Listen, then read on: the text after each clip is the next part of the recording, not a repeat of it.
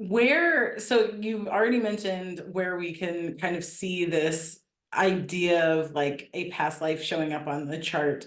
How deep can you like feel into that? Like, cause from when somebody comes to me and is like, okay, past lives, want to know about them. I'm like, well, how far back do you want to go? Like, I either go to the ancestral chakras or I go into the Akasha records, whichever Yes. is like Yes. Mhm. more easy, more easy. Oh my, that is not English. Easier. That's me. Whatever is easier for my clients, and I can access quite a few, right? And you hear a lot of practitioners saying like seven forward, seven back. Where's your opinion as an astrologer around that? Is it just one? Is it the most recent? How do you end up seeing that? Yeah, so I definitely look at where the north and the south node placements are at, and then I'll look and see what houses they fall into, and then I'll consider what the houses represent. And then from there, I'm usually able to identify it's like this specific lifetime, or maybe it's like two. They're, here to evolve their soul, they're here to heal Mhm. ancestrally. So it really just depends on what they're looking for support with, because I'm pretty sure I'm in the hundreds clubs for readings at this point. And for me, when I'm looking at like what they're looking for support with and what their blocks are related to, oftentimes it's directly related to either a past life or what they're working through in their chakra system now. So it really varies, but I would say oftentimes one to two, tops three is really all I need to support someone. What about you? How do you do Okay. it? How do I do it? Yeah. Or Sylvia? Oh, sure. So I am focused on whatever the question is. Yeah. And so somebody coming up and saying, okay, I've got relationship issues. Okay, for example. Um, at which point I'm then usually for me, I bypass the Akasha at this point in my career. And I go straight up to the ancestral chakras. Um, Once there, I can just ask, I just need to see, I need to see trends in this person, in this soul's relationship journey. And then looking for within those trends, where were things unhealed? Where were things unaccessed? Where then looking at like their soul contract and saying, okay, where is there a link? Did they say in their contract, this is what I want to actually deal with in this lifetime? Because one of the things that happens, there is a lot of stuff in one soul contract. It can be, and this series, it is very much a reflection of that. The fact that I can have multiple editions around a soul contract just tells you how much you as a soul have decided to write in it or not decided to write in it. You Mhm. might say this lifetime, like in Yvette, I want you to speak to this here in just a second. You may have said, you know what, the biggest thing that I need to handle to allow for my soul's evolution is to deal with my family traumas, my, whatever family karmic cycles I got to heal and dig out and unearth. That's literally not only my life's purpose, but it's truly my work. It's truly what my soul needs in order to evolve. And some people are like, nah, I'm just gonna like throw everything in there. I wanted to deal with a relationship. I want to deal with family. I want to deal with Sure. career. I want to, like there's a whole mess, right? And then those people, because I'm in the same club as Gabby with how many readings, those people are the ones that I feel like are very ungrounded. They don't know what it is that they're supposed to be doing. They feel like they've kind of got stuff everywhere. They, maybe feel like they've kind of locked down one thing, but they're not really sure about how it links and stuff like that. So yeah, that's usually how I look at it, to try to weed down and help people sort out where that all goes. But yeah, Sylvia, did you want to say something? Yeah, I just wanted to say that, I mean, like, for just like ordinary people, I go back to those people that are just sitting there, You really um, gotta stop. You're talking not to you or ordinary. whatever. Uh, I'm, because I remember that I have mentioned this to some people and they get really scared and they go like, that is something that I don't want to deal with. I mean, that's something that sounds really, like, I don't know. And they, but I can tell you that they're like, I've seen that there are like so many ways to do it. I've been with Abby doing it. I have had Norma that is just like you lie on the carpet and that's it. She has nothing. She has just like a glass of water and that's it. And you just go and you don't even go to sleep. She's just like, just close your eyes and tell me what you are feeling, seeing, smelling, every single detail. That's it. But I've heard about people that do like hypnosis and there are all sorts of things. But the funny thing is that once you're open to it, you can even have those experiences yourself, because that can happen during when you're having a dream, you're sleeping, and suddenly it happens. So, and I can tell you that it's not scary. Um, but it's incredibly healing. I'm just going to tell you a very short experience of mine. I'm very, as a mom, and this is to continue yesterday's session that we were talking about trauma and mothers and motherhood. And I was just reflecting yesterday about how I have this relationship with one of my children. I'm very attached to this one, very, very attached, but within kind of like, this is my trauma maybe right now, in kind of in a fearful way. It was even worse some years ago. And suddenly, for whatever reason, I went into just like, I went to see Norma and I had my regression therapy. By the way, as Abby said, it doesn't always happen like you want it to happen. It's not like you say to the universe, you know what, I want to heal this, and that. That's not the way it goes. Suddenly they throw you something, here you go, deal with it. This is what you have to just figure out right now. It's funny. I mean, I have my agenda every time that I used to go into a regression therapy. This is my agenda for today. Well, you know what? Sorry, but that's not what we're going to work with. Or, I mean, forget it. We're doing something else.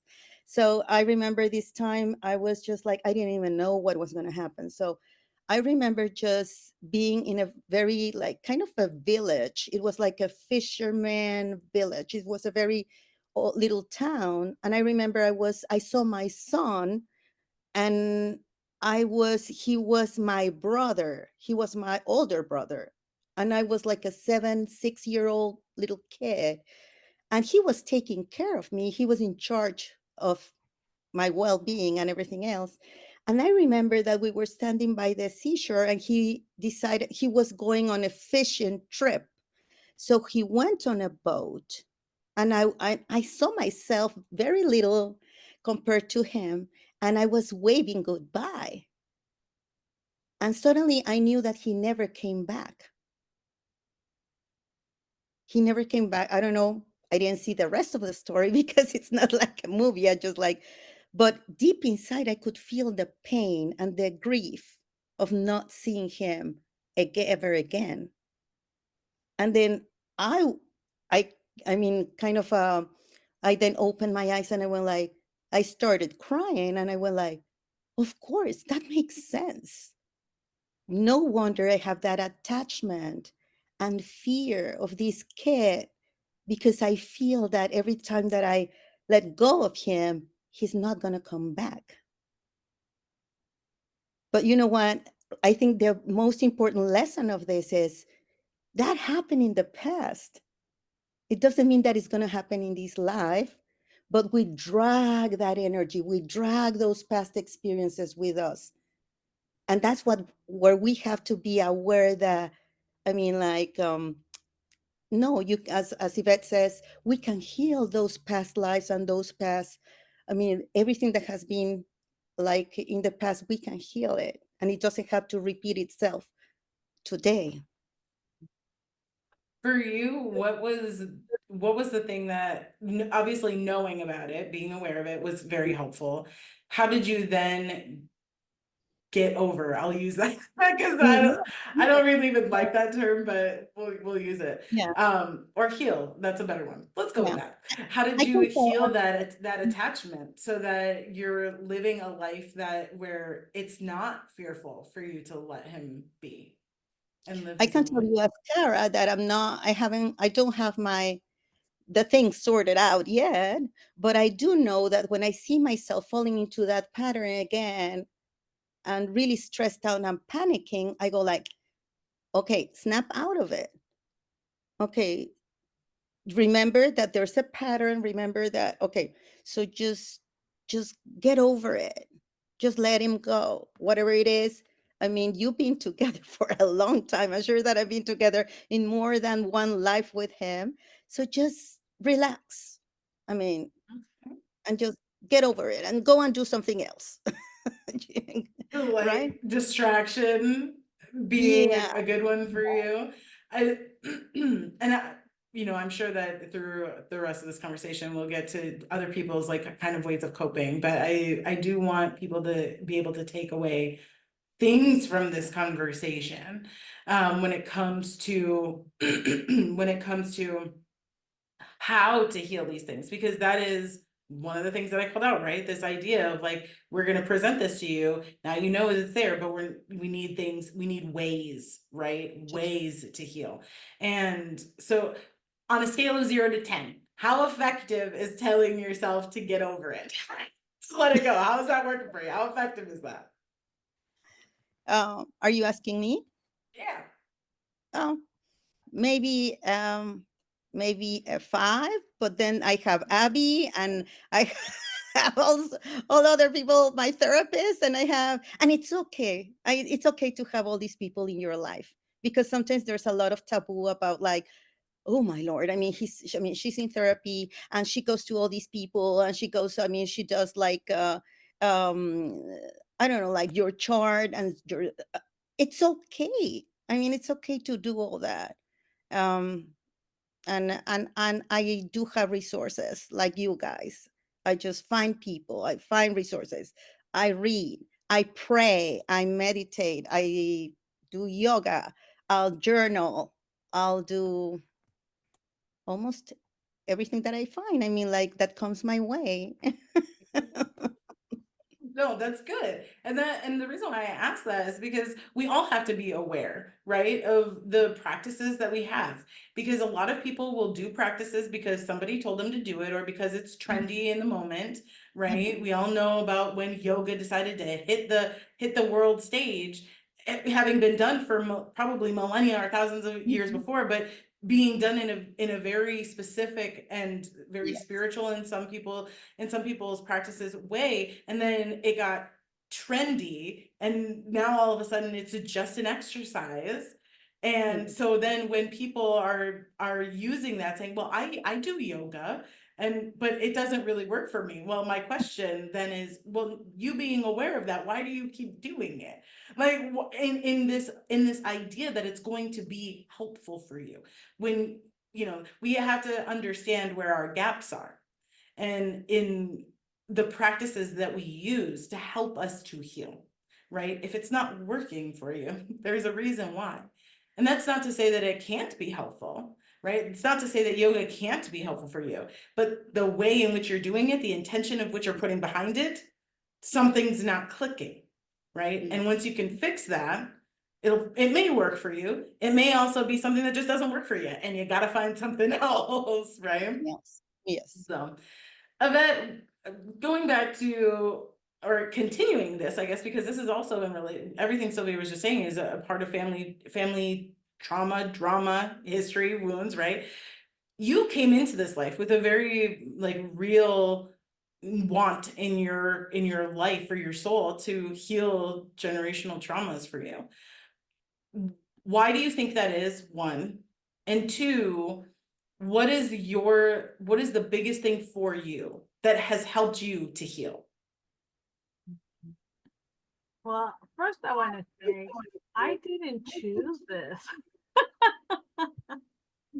You know, I didn't even know that I was given the responsibility to heal my family lineage until I started, going through the process of becoming a soul teacher. And the moment the first class started, for those of you that, Gabby, you were there, I before I introduced myself, I was just crying and crying. It was like Mary Magdalene had nothing on me. I was just like, I couldn't even talk. And, I didn't know. And every time it would happen and I was in that safe space, I would cry and cry and cry. And I was like, what the heck?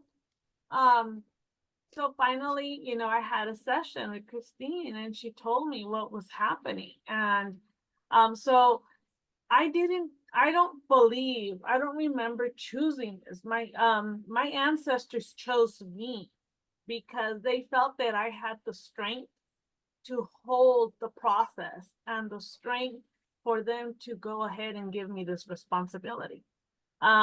So it is a very emotional journey. It is, because it's painful. I think one of the hardest the hardest part of the process for me is feeling the pain, and I'm gonna get, you guys know I have no filter. It was also very That is why I brought you on. it was also very physical for me. There was rape in my family. There was abuse in my family. And there was a point where I was working with somebody and I bled through all the way to my ankles. And I was, what is this about? And I had to, I was just, it wasn't my moon time. It wasn't time for this to be happening to me. And I was just, big clots of blood. And it was just going. And I was like, what is happening? And it wasn't anything physical. It was manifesting physically, but it was actually me healing the process of my ancestors that were raped, not only in previous lives, but also my family in this lifetime, and it's very painful because it's not like I could go up to my aunt and say, Thea, why didn't you tell me? I can't do that. I'm so sorry this happened to you. I can't. I have to go ahead and process that emotion. Yeah, I have to respect that. I am not responsible for their healing. However, I'm opening that energetic wave so that it's done, for the younger generation. I think when that happened to me, this was like a year ago, it was when it became very adamant to me that I had no choice. I had to do this. There was no going back, right? I had already started this journey. And for those of you that know me, Kara, Gabby, Gabby, you guys saw me where I would barely stick my head out of the hole, not yet, get back in there. No more. It's no more. You fought hard to be a muggle. Yes. I wanted to stay a muggle. Exactly. That's the perfect word. I don't, and it was no, you're not going to stay a muggle. You're going to go through this. And it is a scary process as to what did I do. I had to learn to honor my process. If I was sad, I had to feel my sadness. I had to feel my anger.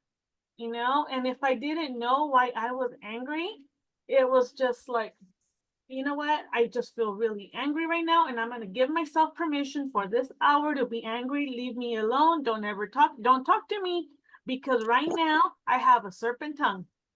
Leave me alone, And also, I think the saddest part for me and the hardest part was pulling away from my loved ones. Letting know that loving somebody doesn't mean that they get to treat you any way that they choose to, just to keep them around. And that was a very painful process for me. And it took a lot of courage, because You know, that's why I'm not a Disney princess. I'm a Disney villain. We're just misunderstood queens, Love it. you know? And the thing is that it's okay. I had to do it for myself. And just because I wanted to feel the love and the company and my family around me didn't mean that I had to allow my boundaries to be stepped on because I was misinterpreting it as love, you know? Do you think you could have rejected that calling or invitation from your ancestors? All right, so time to pause once again. Are you liking it so far? I hope you are. If you'd like to watch the full conversation, that is 90 minutes with very little edits, you can see that here on my YouTube channel. Otherwise, don't forget to like, comment, subscribe, and share with anyone that you feel is needing this conversation. And of course, don't forget to check down into the show notes down below to check out all of the different charitable organizations that these lovely ladies are uplifting, as well as how to connect with them. We will see you in part 3.